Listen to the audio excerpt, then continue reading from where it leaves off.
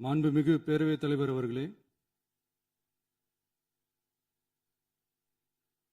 மாபெரும் தலைவர்கள் வழிநடத்திய மாண்பும் மாபெரும் வரலாற்று சிறப்பு கொண்ட இந்த சட்டமன்ற பேரவையின் 17வது சட்டமன்ற பேரவைக்கு நம்மையும் நம்ம தமிழக வெற்றி கழகத்தை சார்ந்த சட்டமன்ற உறுப்பினர்களையும் தேர்ந்தெடுத்து அனுப்பின நிரந்தரமாக என் நெஞ்சில் குடியிருக்கும் தாயன்புமிக்க தமிழக மக்கள் அனைவருக்கும் என்னுடைய மனப்பூர்வமான நன்றிகள். 17வது சட்டமன்ற கூட்டத்தொடரின் முதல் ஆளுநர் உரையின் மீதான நன்றி தெரிவிக்கும் தீர்மானத்திற்கு பதிலுரை வழங்க வாய்ப்பளித்த மாண்புமிகு பேரவைத் தலைவருக்கு நம் வணக்கத்தை தெரிவித்துக் கொள்கிறோம். மாண்புமிகு பேரவைத் தலைவர் அவர்களே, இந்த 17வது மாமன்றத்தில் அதிகப்படியான 12 கட்சிகளை சேர்ந்த பிரதிநிதிகள் தேர்ந்தெடுக்கப்பட்டிருக்கும். நாம கொள்கை ரீதியாகவும் நிலைப்பாடு ரீதியாகவும் வேறுபட்டு இருந்தாலும் மக்கள் பணி செய்வதுதான் நம்ம எல்லாருக்கும் பிரைமரியா இருக்கிற ஒரே எய்ம். அந்த வகையில தான் நம்ம எல்லாருமே நம்ம மக்களால் அங்கீகரிக்கப்பட்டு சட்டமன்றத்திற்கு வந்திருக்கிறோம். அதனால நாம கருத்தால் வேறுபட்டாலும் மக்கள் சேவை என்ற நோக்கத்தில் நம்ம மாநிலம் சார்ந்த விஷயங்கள்ல நாம எல்லாரும் ஒன்றிணைந்து பயணிச்சா நம்ம தமிழ்நாடு என்னைக்கும் எதிலையும் முதன்மை மாநிலமாக திகழும். ஆளுநர் உரைக்கு நன்றி தெரிவிக்கும் தீர்மானத்தில் பேசின மாண்புமிகு உறுப்பினர்களுக்கு நன்றி. எதிர்த்து பேசினாதான் எதிர்கட்சின்னு ப்ரூவ் பண்ண முடியும்னு நினைச்சுக்கிட்டு பேசின எதிர்கட்சியை சேர்ந்த எதிர்கட்சி தலைவர் உள்ளிட்ட மாண்புமிகு உறுப்பினர்களுக்கும் வணக்கமும் நன்றியும்.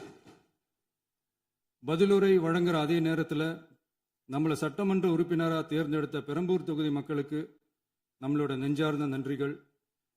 அதே மாதிரி ராஜினாமா பண்ணிட்டாலும் நம்மளை தேர்ந்தெடுத்த திருச்சி கிழக்கு மக்களுக்கும் இந்த மன்றத்தில் நம்மளோட நன்றியை பதிவு செய்கிறோம்.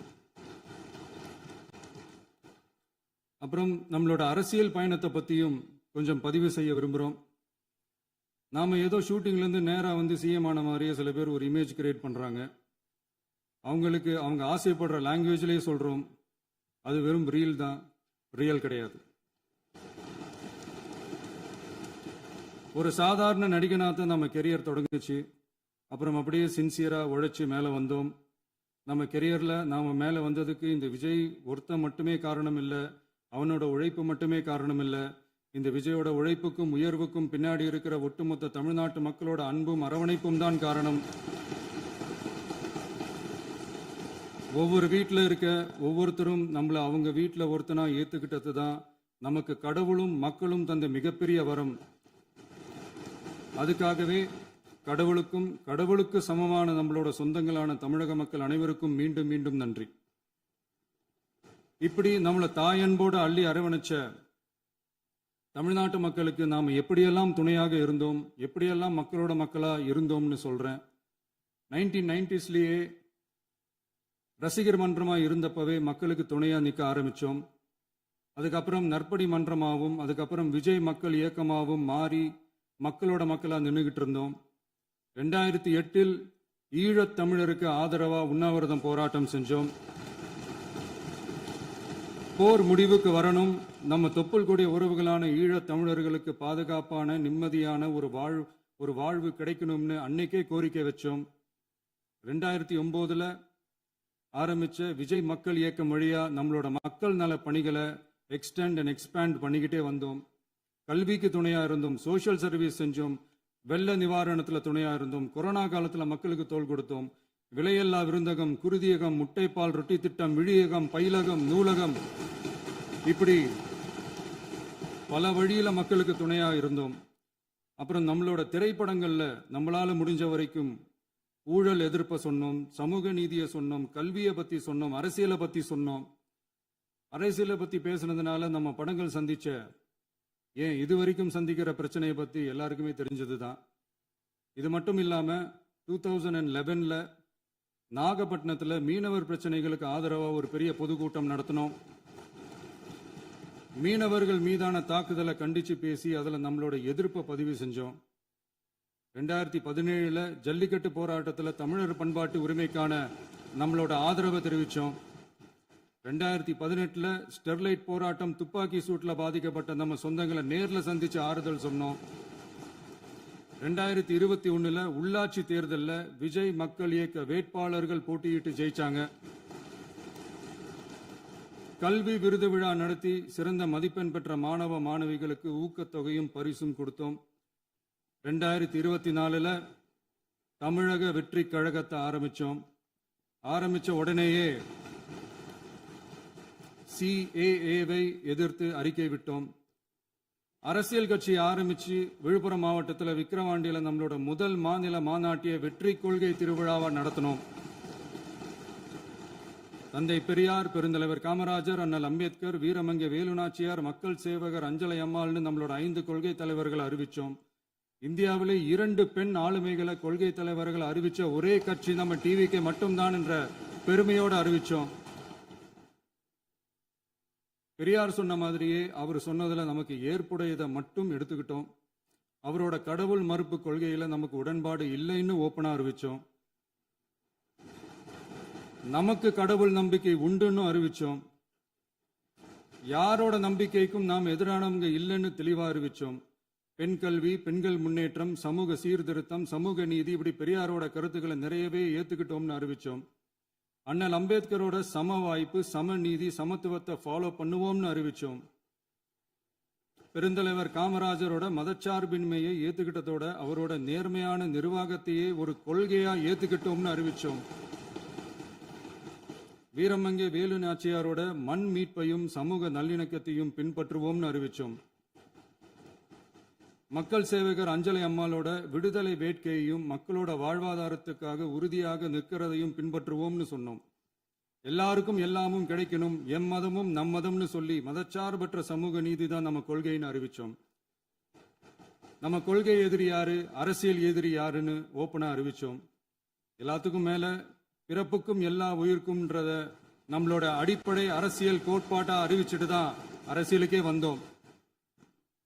நம்ம மதுரை மாநாட்டில் நம்மளோட தேர்தல் அரசியல் மற்றும் ஆட்சி அதிகார அரசியல் வழிகாட்டியா அறிஞர் அண்ணாவையும் புரட்சி தலைவர் எம்ஜிஆரையும் ஏத்துக்கிட்டதா அறிவிச்சோம். அப்புறம் இன்னனையும் நாம் இங்க பதிவு செஞ்சே ஆகணும். எல்லாரும் கட்சி ஆரம்பிச்சுட்டு தான் ஒவ்வொரு வீட்டுக்குள்ளேயும் போவாங்க. ஆனா நாம ஒவ்வொரு வீட்டுக்குள்ளேயும் போனதுக்கு அப்புறம் தான் கட்சியவே ஆரம்பிச்சிருக்கிறோம். ஒவ்வொரு வீட்டில் ஒவ்வொருத்தரும் நம்மள அவங்க பிள்ளையா, மகனா, அண்ணனா, தம்பியா ஏத்துக்கிட்டதும் இயல்பா நடந்துச்சு. தமிழ்நாட்டு மக்களோட மனசுக்குள்ள போறதுக்கு நாம பட்ட பாடு நமக்கு மட்டும்தான் தெரியும்.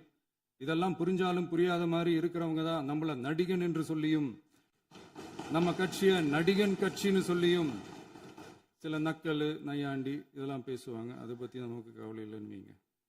இப்படி நம்ம அரசியல் பயணம் ரொம்ப டிரான்ஸ்பரண்டா தான் ஆரம்பிச்சிருக்கு. இந்த 2026 தேர்தலில் கூட்டணியே இல்லாமல் தனியா நின்னோம். மக்கள் நம்மளை தெளிவா புரிஞ்சுக்கிட்டதாலையும் நம்ம டிவிகே தோழர்களோட உழைப்பாலையும் நாம 35% வாக்குகளை வாங்கினோம். 1,72,00,000 வாக்குகளோட தமிழ்நாட்டிலேயே தனி பெரும் கட்சியா வந்தோம். தமிழக மக்களாலையும் நம்மளோட ஆதரவு இயக்கங்களாலையும் இதோ இன்னைக்கு இங்க நம்ம டிவிகே ஆளும் கட்சியா உட்கார்ந்துருக்கிறோம். இந்த ஆளும் கட்சியா ஆனதும் அவ்வளவு சாதாரணமாலாம் நடந்துடல. 2.25 வருஷத்துல ஆட்சிக்கு வந்துட்டீங்கன்னு ரொம்ப கிண்டலா கேலியா சிலர் பேசுறாங்க. எங்களோட இந்த 2.25 வருஷ டிராவல்ல எவ்வளவு வலியும் வேதனையும் இருக்குது.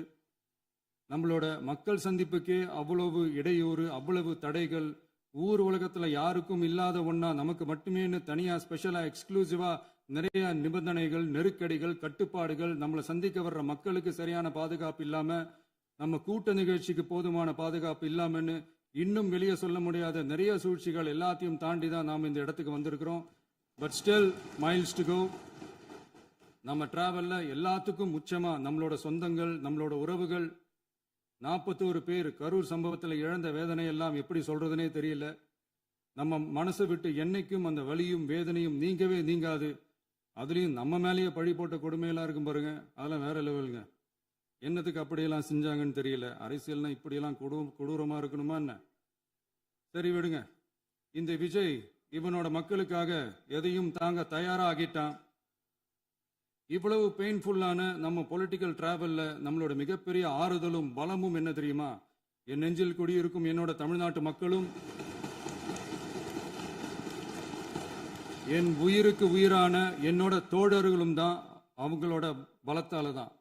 அன்னைக்கு 1967ல முன்னாள் முதல்வர் மாண்புமிகு அறிஞர் அண்ணா அவர்கள் தலைமையில் அமைஞ்ச சாமானியர்களோட ஆட்சி மாதிரி 1977ல முன்னாள் முதல்வர் மாண்புமிகு புரட்சி தலைவர் எம்ஜிஆர் அவர்கள் தலைமையில் அமைஞ்ச மிக சாமானியர்களோட ஆட்சி மாதிரி இதோ இன்னைக்கு அதே வரிசையில 2026 சட்டமன்ற தேர்தலில் இந்த விஜயோட தோழர்கள் இடம்பெற்ற ஒரு மிக மிக சாமானியர்களின் ஆட்சி அமைஞ்சிருக்கு. வாகை சூடும் வரலாறு திரும்பி இருக்கிறது. இப்படி ஒரு தீர்ப்பை மக்கள் அளிச்சதுனால தான் தமிழக வரலாற்றில் ஒரு மகத்தான கூட்டணி ஆட்சியை நாம் அமைச்சிருக்கிறோம். இளைஞர்களால என்ன செய்ய முடியும், பெண்களால என்ன செய்ய முடியும்னு கேட்டவங்களுக்கான பதில் தான் இன்னைக்கு அமைஞ்சிருக்கிற நம்ம ஆட்சி. ஒரே ஒரு குடும்பம் மட்டும் முக்கியம்னு சொல்றது நம்மளோட ஆட்சி அதிகார அரசியல் இல்ல. தமிழ்நாட்டில் இருக்கிற ஒவ்வொரு குடும்பமும் முக்கியம்னு சொல்றது தான் நம்ம அரசியல்.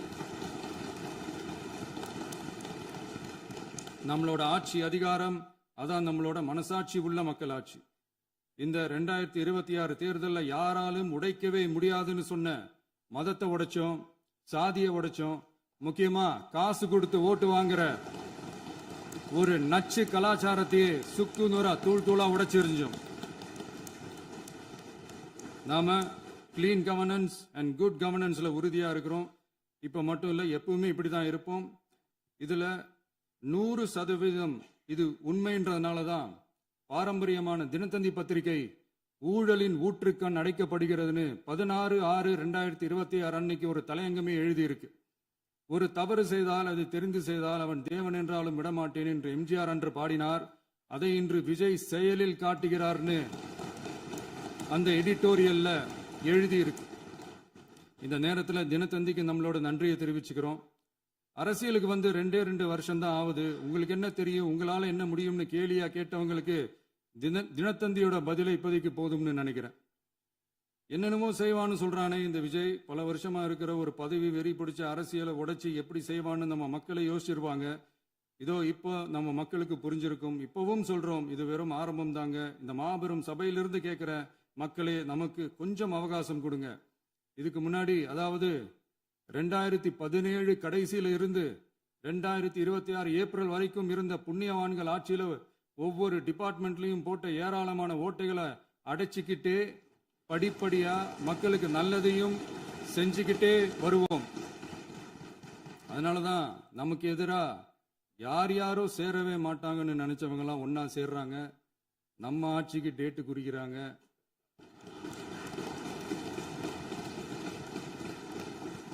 சரி, அவங்கள நம்ம மக்களே பார்த்துப்பாங்க, அது விடுங்க.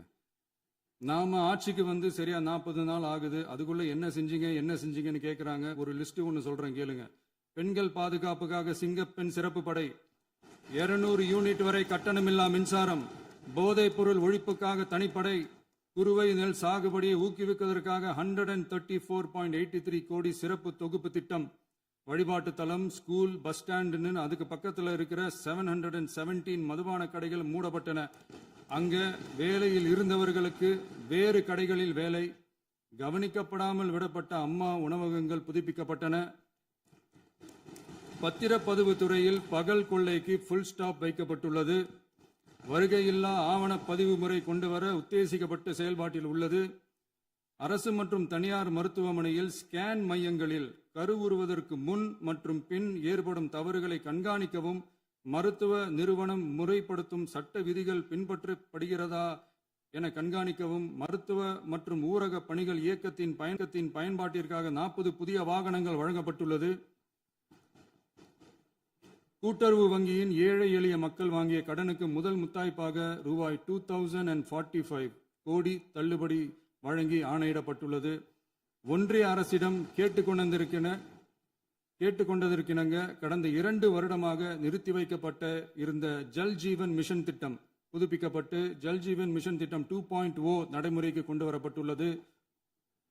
18,500 கோடி அளவில் உறுதியளிக்கப்பட்ட காஞ்சிபுரம் மாவட்டத்தில் மைய விரிவாக்க திட்டம், கோயம்புத்தூரில் மின்னணு பொருட்கள் மற்றும் மின்னணு அமைப்புகள் உற்பத்தி திட்டம், மற்றும் திருவள்ளூர் மாவட்டத்தில் காட்டுப்பள்ளி எல்என்டி கப்பல் கட்டும் தளம் விரிவாக்க திட்டத்திற்கு ஒப்பந்தங்கள் போடப்பட்டுள்ளன. அனைத்து நிர்வாக நடவடிக்கைகளும் மின்னணு முறையில் மாற்றம் கொண்டு வர நடவடிக்கை எடுக்கப்பட்டு வருகிறது. சட்டவிரோத கல்குவாரி மற்றும் அனுமதியின்றி கனிமங்களை எடுத்துச் செல்வது தடுக்கப்பட்டுள்ளது.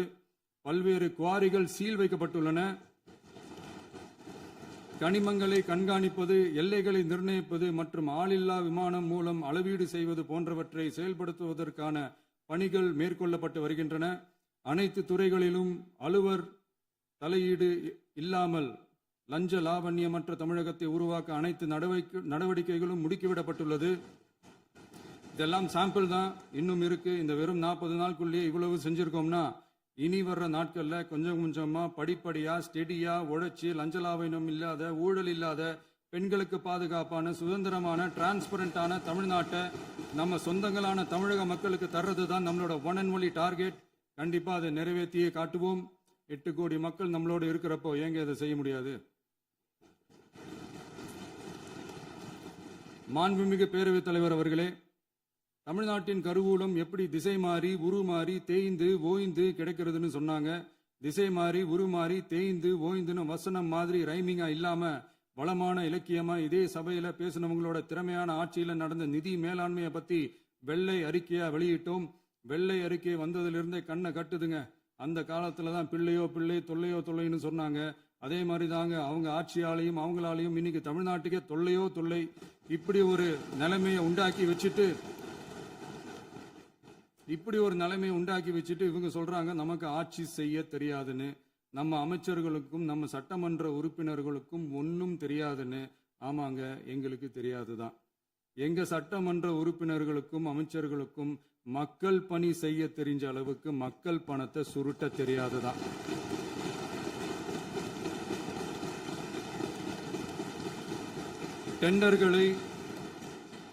டெண்டர்களை முறைப்படுத்த தெரிஞ்ச அளவுக்கு அதோட ரேட்டை உயர்த்தி ஊழல் செய்ய தெரியாதுதான். பதவி உயர்வு வழங்கவும் பணி இடமாற்றம் கலந்தாய்வு நடத்தவும் தெரியுமே தவிர பதவி உயர்வுக்கும் பணியிட மாற்றத்திற்கும் பணம் பறிக்க தெரியாதுதான். புதிய பணியிடங்கள் உருவாக்க தெரியுமே தவிர அந்த பணியிடங்களை பணத்துக்கு விற்க தெரியாதுதான். கோயில்கள்ல நடக்கிற நிர்வாக சீர்கேட்டை தடுக்க நீங்க பேசுங்க, நீங்க கண்டினியூ பண்ணுங்க. கோயில்கள்ல நடக்கிற நிர்வாக சீர்கேட்டை தடுக்க தெரியுமே தவிர கோயில் பணத்தை கொள்ளையடிக்க தெரியாதுதான். தங்கத்தை உருக்கி தாரை வார்க்க தெரியாதுதான். கனிம வளத்தை பாதுகாக்க தெரிஞ்ச அளவுக்கு கனிமத்தை வித்து கொள்ளையடிக்க தெரியாதுதான். அரசு வருமானத்தை அரசு கஜானாவுக்கு மாத்த தெரிஞ்ச அளவுக்கு அந்த பணத்தை தனிப்பட்ட கஜானாவுக்கு மடை மாத்த தெரியாதுதான். போதை கலாச்சாரத்தை தடுக்க தெரிஞ்சவங்களுக்கு போதை கலாச்சாரத்தை வளர்க்க தெரியாதுதான். நம்ம குடும்பத்தில் இருக்கிற பாட்டி, அம்மா, அக்கா, தங்கச்சி, குழந்தைங்களை, பெண்களை மதிக்க தெரிஞ்சவங்களுக்கு ஓசி பஸ், 1000 ரூபாய் கேஸ், இப்படியெல்லாம் பேச தெரியாதுதான். எங்க உறுப்பினர்களுக்கும் அமைச்சர்களுக்கும் மக்கள் சேவை தெரிந்த அளவிற்கு சுயநல தேவையை செஞ்சிக்க தெரியாதுதான். அதனாலதான் சொல்றோம், எங்களை பார்த்து எதுவும் தெரியாதுன்னு சொல்றவங்களுக்கு சொல்றோம், இதெல்லாம் எங்களுக்கு தெரியாதுதான். உங்களை மாதிரி முறைகேடுகளை செய்யறத நாங்க தெரிஞ்சுக்கவும் போறதில்ல, தெரிஞ்சுக்கவும் ஆசைப்படல. அத கடைசி வரைக்கும் எங்களுக்கு தெரியாமலே இருந்துட்டு போகட்டும். அதனால நாங்களும் எங்க மக்களும் வெரி வெரி ஹாப்பி தான். மாண்புமிகு பேரவைத் தலைவர் அவர்களே, எதிர்ப்பவர்கள் எதிர்க்கட்சி என்பதற்காக எங்கள் ஆட்சி மீது 1000 பழி போடலாம். ஆனாலும் தமிழக மக்களுக்கு உண்மையை உணர்த்த வேண்டியது நம்மளோட கடமை. மின்வெட்டை பொறுத்தவரை தமிழ்நாடு மின்மிகை மாநிலமாக இருந்தாலும் கடந்த காலங்களில் ஏற்பட்ட நிர்வாக குளறுபடிகளும் மின்சார சாதனங்கள் மற்றும் மின் மாற்றிகளில் ஏற்படும் பழுதாலும் வேண்டுமென்றே சிலரின் நடவடிக்கைகளாலும் இந்த மின்வெட்டிற்கு காரணமாக உள்ளது. மின் விநியோக மீட்பு நடவடிக்கைகளை ஒருங்கிணைப்பதற்காக எதிர்பாராமல் இரவு நேரங்களில் ஏற்படும் மின் தடங்களை விரைந்து சரி செய்வதில் 10 உயர்மட்ட கண்காணிப்பு குழுக்கள் மற்றும் 125 சிறப்பு மின் தடை நீக்க ரோந்து வாகனங்கள் வழங்கப்பட்டு 24 மணி நேரமும் கண்காணிக்கப்படுகிறது. கூடுதலாக தற்போது 77 புதிய மின் தடை நீக்க மையங்களும் உருவாக்கப்பட்டுள்ளன. விரைவில் இந்த மின்வெட்டு நிலைமை அறவே நீக்கப்படும். மாண்புமிகு பேரவைத் தலைவர் அவர்களே, நம்ம விவசாயிகள் எல்லாரும் நம்மளை நல்லா புரிஞ்சுக்கிட்டு தமிழக வெற்றி கழகத்தை ஏத்துக்கிட்டாலும் எதிர்க்கட்சிகளோட தூண்டுதலால சில இடங்கள்ல சில போராட்டங்கள் நடக்குது.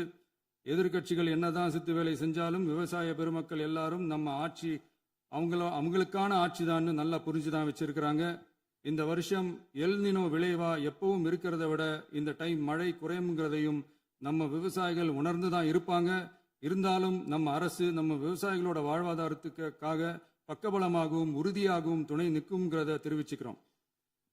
நம்ம தமிழகத்தில் ஏற்கனவே நடந்த அதி அற்புதமான சூப்பரான நிர்வாக திறன் கொண்ட 50 வருஷ அரசியல் அனுபவம் கொண்ட 2.0, 3.0, 4.0 பல 0.0 மாடல் ஆட்சி நடத்த கனவு கண்டவங்களோட அட்டகாசமான ஆட்சிக்காரங்க பல்வேறு விதமான நிதி நெருக்கடியை நம்ம மக்களுக்கும் நமக்கும் பரிசா கொடுத்துட்டு போய் இருந்தாலும் கூட்டுறவு வங்கிகளின் மூலம் 75,000 வரை பயிர்கடன் பெற்று குறு சிறு இதர பெரு விவசாயிகளுக்கு 100% முழுமையான பயிர்கடன் தள்ளுபடியும் 75,000க்கு மேல் கடன் பெற்றவர்களுக்கு குறைந்தபட்சமாக 35,000 பண பயன் கிடைக்கும் அளவிற்கு மொத்தம் 14,43,504 விவசாயிகளுக்கு ரூபாய் 5,932.23 கோடி பயிர்கடன் தள்ளுபடி வழங்கப்பட்டுள்ளது.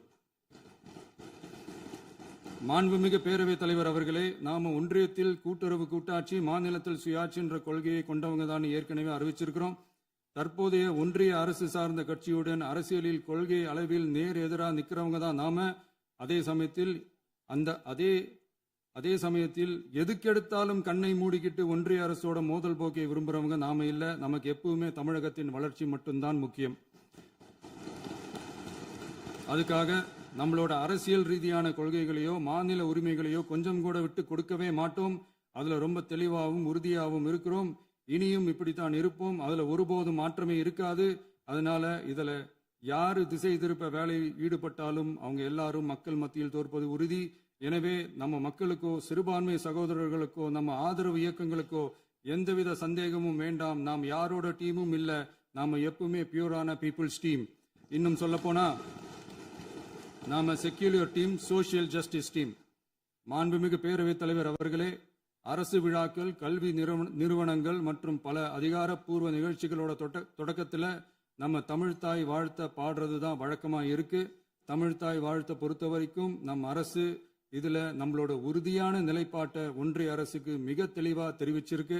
அது இல்லாம இதில் மாநில அரசின் கொள்கைக்கு ஏற்ப ஒன்றிய அரசின் அறிவிக்கையில் திருத்தம் மேற்கொள்ள கோரிக்கையும் விடுக்கப்பட்டுள்ளது. நீட் தேர்வை பொறுத்தவரை கிராமப்புற மற்றும் பொருளாதார ரீதியாக பின்தங்கிய மாணவர்களுக்கு சமமான வாய்ப்பை வழங்குவதில்லை. மருத்துவ கல்வியில் சமூக நீதி மற்றும் சம வாய்ப்பை நீட் பாதிக்கிறது என்பதை உணர்கிறோம். எனவே மருத்துவ படிப்புகளுக்கான சேர்க்கையை 12ஆம் வகுப்பு மதிப்பெண்களின் அடிப்படையில் நடத்த வேண்டும் என்று நமது அரசு வலியுறுத்தி வருகிறது. மத்திய அரசிடம் நீட்டிலிருந்து தமிழ்நாட்டிற்கு விலக்கு வழங்க வேண்டும் என்று கோரிக்கை விடுத்துள்ளது. மாண்புமிகு பேரவைத் தலைவர் அவர்களே, பேரறிஞர் அண்ணா அவர்கள் தலைமையிலான அரசு 1968 இருமொழி கொள்கையை நடைமுறைப்படுத்தியது. தமிழ் ஆட்சி மொழி, தமிழ் மொழியை பாதுகாப்பது, மாணவர்களுக்கு ஆங்கிலத்தின் மூலம் உலக அளவிலான வாய்ப்புகளை வழங்குவது, எந்த ஒரு மொழியையும் கட்டாயமாக திணிப்பதை தவிர்ப்பது மற்றும் எதிர்ப்பது, நிலத்தின் மொழி மற்றும் பண்பாட்டு அடையாளத்தை பேணுவது என்பதை நம் தமிழக வெற்றிக் கழக ஆட்சி ஏற்றுக்கொண்டுள்ளது. எனவே தமிழ்நாட்டில் தமிழ் ஆட்சி மொழி மற்றும் இருமொழி கொள்கை என்பதில் நமக்கு மாற்று கருத்தே இல்லை. மாண்புமிகு பேரவைத் தலைவர் அவர்களே, கடந்த 11/6/2026 அன்று நடந்த நிதி ஆயோக் கூட்டத்தில் தமிழ்நாடு அரசின் சார்பாக கலந்து கொண்டு வறுமையற்ற தமிழ்நாடு இயக்கம் உருவாக்க தேவையான நிதியையும், தமிழ்நாட்டுக்கு 2 எய்ம்ஸ் மருத்துவமனைகளை தருமாறும், மருத்துவம் மற்றும் பல் மருத்துவ படிப்பிற்கு 12ஆம் வகுப்பு மதிப்பெண் அடிப்படையில் இடங்களை நிரப்புதல் குறித்தும், செயற்கை நுண்ணறிவு தொடக்க நிறுவன வளர்ப்பு மையங்கள் தமிழ்நாட்டில் அமைக்கவும், இளைஞர் திறன் மற்றும் வேலைவாய்ப்பு இயக்கம் செயல்படுத்த வேண்டியும், பெண்கள் தலைமையிலான வளர்ச்சி குறித்தும், மீனவ சமுதாயங்களின் வாழ்வாதாரம் மற்றும் மீன்பிடி படகுகள் மற்றும் மீனவர்களை விடுவித்தல் குறித்து நிரந்தர நடவடிக்கை எடுக்க வேண்டியும், காலநிலை தாங்கும் தன்மை பெருந்திட்டம் 2045 கீழ் விண்வெளி உற்பத்தி மையத்தை தேசிய விண்வெளி உற்பத்தி மையமாக அறிவிக்க கோரியும், தமிழ்நாட்டில் சாலை போக்குவரத்து, நெடுஞ்சாலை மற்றும் ரயில்வே அமைச்சகத்தின் மேம்பாட்டு குறித்தும், அனைத்து கிராமங்களையும் டிஜிட்டல் இணைப்பு வசதி ஏற்படுத்துதல் குறித்தும், கூட்டு குடிநீர் திட்டம் தொடரவும், அரசின் விழாக்களில் தமிழ்தாய் வாழ்த்துக்கான முதலிடத்திற்கான கோரிக்கையும், மேகதாது அணை கட்டுமான நிறுத்தத்தை உறுதிப்படுத்தவும், மாநிலத்தின் மீது மும்மொழி கொள்கையை வற்புறுத்தாமல் புதிய கல்விக் கொள்கையை திணிக்காமல் தமிழகத்திற்கான கல்வித்தொகை ரூபாய் 3284 கோடியை விடுவிக்க கோரியும், ஆண்டுதோறும் 5 லட்சம் இளைஞர்களுக்கு உதவித்தொகையுடன் கூடிய பணியினை தொழில்நுட்ப பயிற்சி வழங்க ஒத்துழைப்பு வழங்குமாறும், ஒகேனக்கல் 3ஆம் கட்ட கூட்டு குடிநீர் திட்டத்திற்கான நிதி ரூபாய் 2283.40 விடுவிக்கவும், வேலை வாய்ப்பு மற்றும் வாழ்வாதாரத்துக்கான உத்தரவாத திட்டத்தின் கீழ் வேலை வாய்ப்புகளை உருவாக்க உடனடி நடவடிக்கை மேற்கொள்ள வேண்டியும் மற்றும் திருக்குறளை தேசிய இலக்கியமாக அறிவிக்குமாறும் தமிழ்நாடு சார்பில் பேசியுள்ளோம் என்பதை தெரிவித்துக் கொள்கிறோம். மாண்புமிகு பேரவைத் தலைவர் அவர்களே, அண்டை மாநிலங்களுடனான நட்புறவு ஒரு மாநிலத்தின் வளர்ச்சிக்கும் நாட்டின் ஒற்றுமைக்கும் மிகவும் அவசியமானது. தமிழ்நாடு தனது அண்டை மாநிலங்களுடன் நதி நீர் பங்கீடு, பொருளாதாரம், கல்வி, கலாச்சாரம் மற்றும் போக்குவரத்து துறைகளில் நல்லுறவை பேணி வருகிறது. பரஸ்பர மரியாதை, ஒத்துழைப்பு மற்றும் கூட்டாட்சி தத்துவத்தின் அடிப்படையில் அண்டை மாநிலங்களுடனான நட்புறவை வலுப்படுத்தவும் நமது ஆட்சியில் காக்கப்படுகிறது. மாண்புமிகு பேரவைத் தலைவர் அவர்களே, சட்டம் ஒழுங்கை பற்றி பேச்சு வந்தது. சட்டம் ஒழுங்கு சரியா இருக்கணும் அப்படின்றதுல எங்களுக்கு மாற்று கருத்தே கிடையாது. கண்டிப்பா லா அண்ட் ஆர்டர் கரெக்டா இருக்கணும், கரெக்டா இருக்கும், இருக்க வைப்போம். அதே மாதிரி பெண்கள் பாதிக்கப்படுறதையும் இங்க யாராலையும் சகிச்சுக்கவே முடியாது. அதுக்கான கடுமையான நடவடிக்கைகள் நம்ம அரசு எடுத்துக்கிட்டு இருக்கிறோம். இந்த சிங்கப்பெண் சிறப்பு அதிரடிப்படை கூட அதுக்கான ஒரு ஃபர்ஸ்ட் ஸ்டெப் தான். அதே மாதிரி இந்த போதைப் பொருள் நடமாட்டம், அதை கண்ட்ரோல் பண்றதுக்கும் நம்ம அரசு கடுமையான நடவடிக்கைகள் எடுத்துக்கிட்டு இருக்கிறோம். அதையும் கண்டினியூ பண்ணி எடுப்போம். மாண்புமிகு பேரவைத் தலைவர் அவர்களே, இப்போ நான் சொன்ன இந்த பிரச்சனைகள்லாம் 2026 போன மாதம் மே மாதம் 10ஆம் தேதி புதுசாக வந்துடல. இதெல்லாம் பல வருஷமா இருக்கிற பிரச்சனைகள் தான், பல வருஷமா கண்டுக்காம விட்ட பிரச்சனைகள் தான். இன்னைக்கு எதிர்கட்சிக்காரங்க அதை பற்றி கேட்கும் போது எனக்கு அது அக்கறையாக தெரியல, அவதூறு அரசியலாக தான் தெரியுது, பழி போடுற அரசியலாக தான் தெரியுது. இப்படி அவதூறு பழி போடுறவங்கள பார்த்து ஒன்று தான் கேட்கணும்னு தோணுது. கடந்த 9-10 மாசமா நம்ம ஸ்டேட்ல சட்டம் ஒழுங்கு டிஜிபியே இல்லை. சட்டம் ஒழுங்கு டிஜிபியை போடுங்கன்னு சொல்லி எல்லாம் ஓஞ்சி போயிட்டோம். போன ஆட்சியில் நடந்ததுக்கெல்லாம் இப்பதான் விடையே கண்டுபிடிக்கிறோம் நம்ம ஆட்சியில்.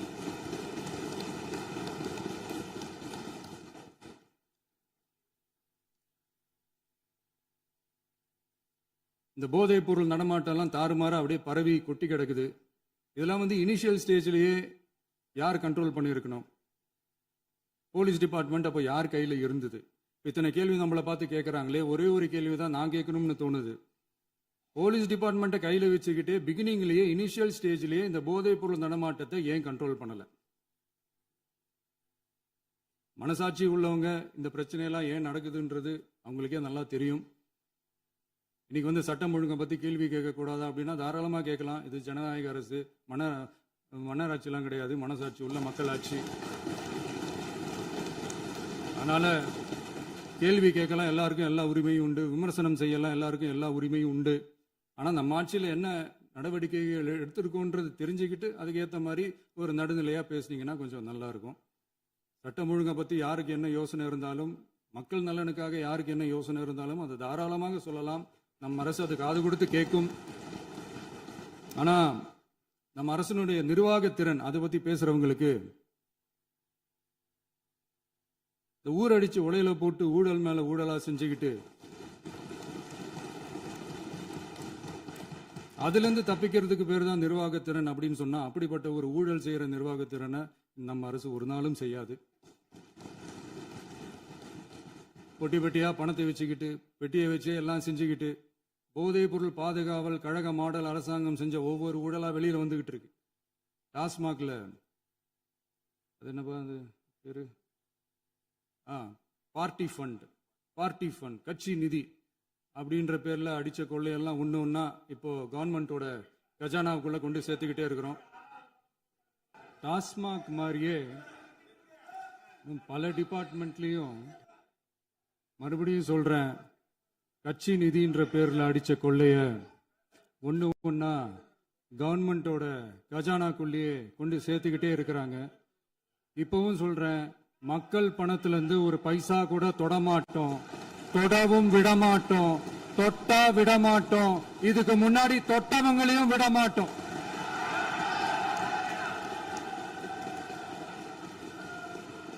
ஒவ்வொரு ஊழலா வெளியில வரும் போலயே ஒவ்வொரு வேஷமா கலைஞ்சிரும் போலயே இங்க இருக்கிற நிறைய பேரு நடுங்கி போய் இதுல நம்ம மேல அவதூறு வேற. இப்ப புதுசா ஒரு வெப்பன் ஒண்ணு கொண்டு வந்திருக்காங்க. அது என்ன தெரியுமா? அவங்க தயவால தான் நம்ம ஆட்சி நடக்குதாம். மக்கள் தயவால இந்த ஆட்சி நடந்துகிட்டு இருக்கு. மனசாட்சி உள்ள சக்திகளோட ஆதரவால இந்த ஆட்சி நடந்துகிட்டு இருக்கு. நாங்க தான் அனுப்பி வச்சோம் அப்படின்றாங்களே. அனுப்பி வச்சவங்களுக்கு மினிஸ்ட்ரியில இடம் கொடுத்தா ஏன் கதறீங்க? ஏன் இவ்வளவு கோவம்? ஏன் இவ்வளவு கதறல்ஸ்? இதுல இன்னொரு முக்கியமான விஷயம், மார்க்சிஸ்ட் கம்யூனிஸ்ட் கட்சி நமக்கு ஆதரவு கொடுத்தது சுயேட்சையா எடுத்த முடிவுன்னு சொல்றாங்க. அதே மாதிரி இந்திய கம்யூனிஸ்ட் கட்சி நமக்கு ஆதரவு கொடுத்தது சுயேட்சையா எடுத்த முடிவுன்னு சொல்றாங்க. இதுல எங்க இருந்து நாங்க தான் அனுப்பி வச்சோம்னா புரியலையே. மக்களுக்கு நல்லா புரியும், எல்லாத்தையும் தெளிவா பார்த்துக்கிட்டு இருக்கிறாங்க.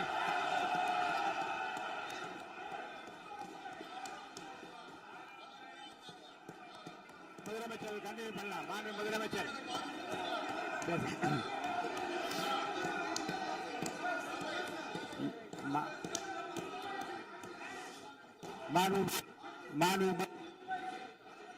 முதலமைச்சர் கண்டினியூ பண்ணலாம். நீங்க கண்டினியூ பண்ணலாம்.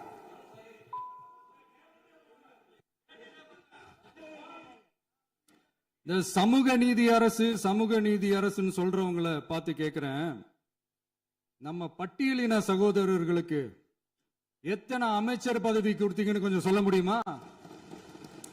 ஆனா நம்மளுடைய அரசுல 8 அமைச்சர் பதவிகள் யாருக்கு? நம்ம பட்டியலின சகோதரர்களுக்கு. எல்லாம் நம்ம அண்ணன், நம்ம தம்பி, நம்ம தங்கச்சிங்க. அண்ணல் அம்பேத்கர் அவர்களுடைய கிட்டத்தட்ட 100 ஆண்டு கால கனவு இப்ப நிறைவேறி இருக்கு. நான் ஏன் கொஞ்சம் சவுண்டா பேசுறேன் அப்படின்னா அவங்களுக்கு கேட்கணுன்றதுக்காக, தப்பா எடுத்துக்காது. அதே மாதிரி பெண்களோட பாதுகாவலர் நாங்க தான் அப்படின்னு சொல்லிக்கிறவங்களை கேட்கிறேன், எத்தனை பெண்களுக்கு அமைச்சர் பதவியில இடம் கொடுத்தீங்க கொஞ்சம் சொல்ல முடியுமா? எங்க அரசுல 4 சகோதரிகளுக்கு அமைச்சர் பதவி கொடுத்திருக்கிறோம்.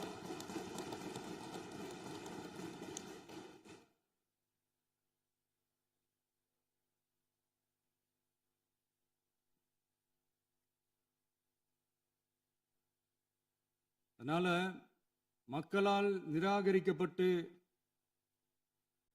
மக்களால் அகற்றப்பட்டவங்களுக்கு ஒன்னே ஒன்னு சொல்லிக்கிறோம், தப்பே செய்ய மாட்டோம், ஊழலே செய்ய மாட்டோம், நேர்மையா தான் இருப்போம், நியாயமா தான் இருப்போம் அப்படின்னு சொல்றவங்களால மட்டும்தான் கூட்டணி ஆட்சி அமைக்க முன்வரும்.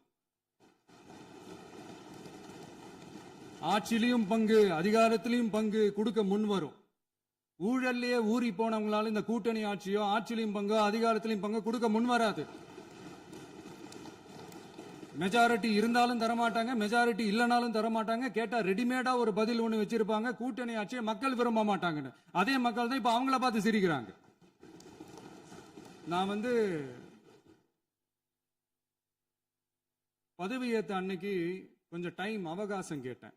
எதுக்கு கேட்டேன்? நிதி நிலைமை எல்லாம் கொஞ்சம் மோசமா இருக்குது, அதெல்லாம் கொஞ்சம் சரி செஞ்சுக்கிட்டு படிப்படியா கொஞ்சம் கொஞ்சமா நான் கொடுத்த வாக்குறுதிகள்லாம் செயல்படுத்துவேன், அதுக்காக கொஞ்சம் டைம் அவகாசம் கேட்டேன். நான் ஏதோ வேற எதுக்காகவோ வேற யாருக்காகவோ ஏதோ அவகாசம் கேட்ட மாதிரி. அடுத்து இங்க சபையில இல்லாதவங்களை பத்தி பேச வேண்டாம்னு நினைக்கிறேன்.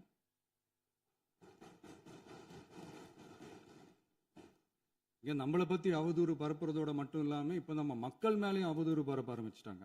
மக்கள் நமக்கு ஓட்டு போட்டது தப்பான், குடும்பம் குடும்பமா நமக்கு ஆதரிச்சது தப்பான். இது இப்ப இல்ல, நான் சொல்றது எம்ஜிஆர் அவர்கள் காலத்திலிருந்தே. அப்பவே அவர் ஜெயிச்சப்போ அதே மக்களை தப்பு தப்பா பேசுறது. மக்கள் என்ன பண்ணிட்டாங்க, எம்ஜிஆர் என்ன பண்ணிட்டாரு, எம்ஜிஆர் என்ன இது பண்ணிட்டாரு. 50 வருஷமா ஒரே டெக்னிக்கா.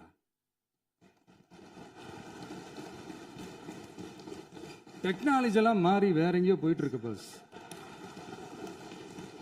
இதுல கொஞ்சம் டெக்னிக்காச்சும் கொஞ்சம் மாத்தினா கொஞ்சம் நல்லா இருக்கும்.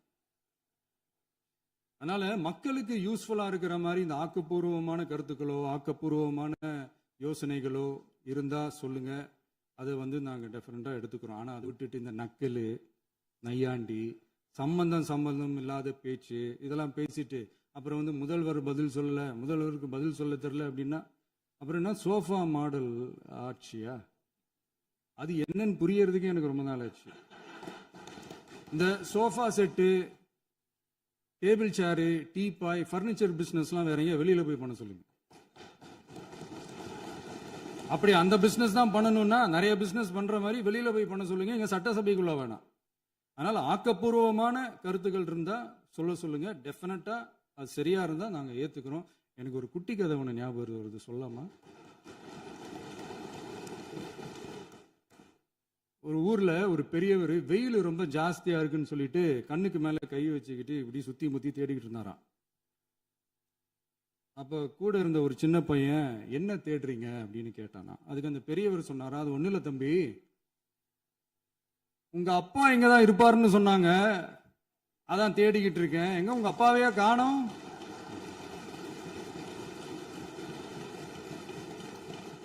இல்ல அந்த எங்களுக்கும் நக்கலா நையாண்டியா சம்பந்தம் இல்லாத குட்டி கதை இதெல்லாம் எங்களுக்கும் பேச தெரியும்.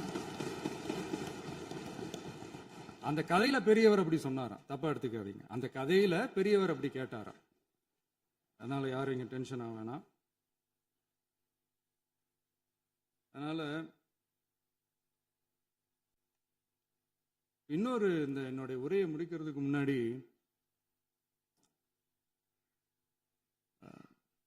போயிட்டாங்க, பேசலாமா? நிறைய உங்க கருத்துக்களை நீங்க முழுமையாக மன நிறைவோடு பேசலாம். டிவியில் பார்ப்போம். சரி, அதான் 5 நிமிஷம் பேசுனதுக்கே கொளத்தூரி இந்த ஆட்டம் அடிச்சு பேசுனா அப்புறம் என்ன பண்றது? கடைசியா நான் இந்த உரையை முடிக்கிறதுக்கு முன்னாடி ஒரு முக்கியமான ஒரு விஷயம் பத்தி சொல்லணும். ஆளுநர் உரை அன்னைக்கு இந்த தமிழ் தாய் வாழ்த்துக்கு அப்புறம் தேசிய கீதம் பாடினது தப்பு, தேசிய கீதம் 2 முறை பாடினது தப்பு, அப்படி ஒரு நிகழ்வு இதுக்கு முன்னாடி இந்த சட்டசபையில நடந்ததே கிடையாது, அந்த மரபையே மாத்திட்டீங்க, இப்படி ஒரு பெரிய ஒரு போர் மாதிரி எதிர்கட்சியை சார்ந்தவங்க எல்லாம் சொன்னாங்க இல்லையா? அந்த மாநில உரிமை போராளிகளை, அந்த மரபு காக்கிற உரிமை போராளிகளை ஒரே ஒரு கேள்விதான் கேட்கணும். 2021 ஆகஸ்ட் 2 ஞாபகம் இருக்கா? Centenary celebration of Tamil Nadu legislature. அந்த ஃபங்க்ஷன்ல நம்ம முன்னாள் முதலமைச்சர் கருணாநிதி அவர்களோட கலைஞர் அவர்களுடைய கலைஞர் அவர்களுடைய புகைப்படத்தை மாண்புமிகு குடியரசுத் தலைவர் திறந்து வைக்கிற ஒரு ஃபங்க்ஷன். அந்த ஃபங்க்ஷன்ல national anthem followed by Tamil Thai Vazhthu அப்படின்னு அறிவிச்சது ஞாபகம் இருக்கா? அதாவது தேசிய கீதத்துக்கு அப்புறமா 2வது முறையா, நோட் திஸ் பாயிண்ட் மாண்புமிகு பேரவைத் தலைவர் அவர்களே, பிளீஸ் நோட் திஸ் பாயிண்ட். தேசிய கீதத்துக்கு அப்புறம் 2வது முறையாக தமிழ் தாய் வாழ்த்து பாடப்படும் அப்படின்னு சொன்னது ஞாபகம் இருக்கா? அதுவும் முத்தமிழ் அறிஞர் அப்படின்னு சொல்ற நம்ம கலைஞர் அவர்களுடைய அந்த புகைப்படம் வெளியிட்டு விழாவில் அவர் இருந்த இதே சபையில தமிழ 2வது இடத்துக்கு தள்ளினது யாருன்னு ஞாபகம் இருக்கா? அது மட்டும் இல்ல, அந்த தேசிய கீதத்தை நாட்டுப்பண் நேஷனல் ஆந்தம்னு சொல்லி அதே ஃபங்க்ஷன்ல கடைசியா ஃபங்க்ஷன் முடியும் போது செகண்ட் டைம் தேசிய கீதம் பாடினதும் ஞாபகம் இருக்கா? இதே அவையில் தான் அது அவை குறிப்பிலும் இருக்கிறது. இதே அவையில் தான் நடைபெற்றது. இந்த தக்க புக்கில் நேரத்தில் இந்த ஆதாரங்களை அளித்த மாண்பு முதல் அவர்களுக்கு நன்றியை தெரிவித்துக் கொள்கிறேன். டவுட் இருந்தா இந்த புக்கை பார்த்து தெரிஞ்சுக்கலாம். அதனால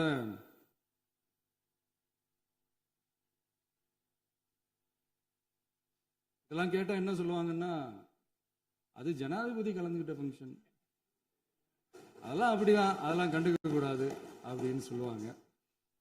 இதே மாதிரிதான் பேசுறது ஒண்ணு, செய்யறது ஒண்ணு, செய்யறது ஒண்ணு, பேசுறது ஒண்ணு. இதெல்லாம் மக்கள் பார்த்துக்கிட்டு இருக்காங்க.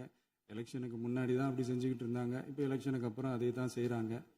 இந்த விஜயையும் சாமானியர்களின் உண்மையான சமூக நீதி அரசையும் அவமானப்படுத்துறதுக்கு தான் அவங்களோட அந்த பொலிட்டிக்கல் சீனியாரிட்டி அது பயன்படுத்துது போல.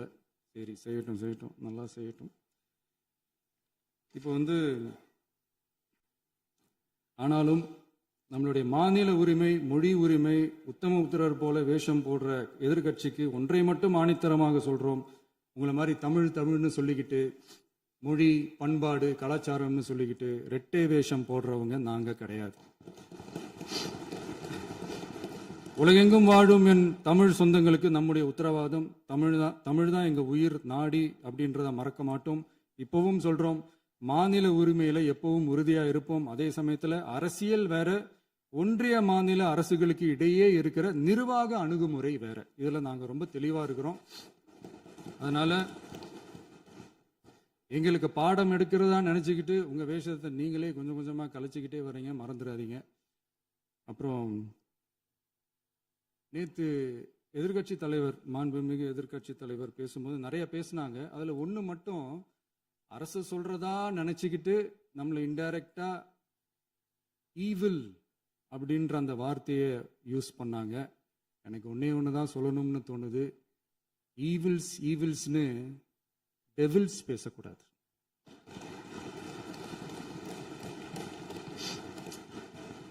அவங்க இருந்திருந்தா ஒரு ஆக்ஷன் பண்ணணும்னு எனக்கு தோணுச்சு. எல்லாரும் போயிட்டாங்க. பர்மிஷன் பண்ணலாமா? இப்பவும் பண்ணலாம், ஒன்றும் தப்பு இல்லை.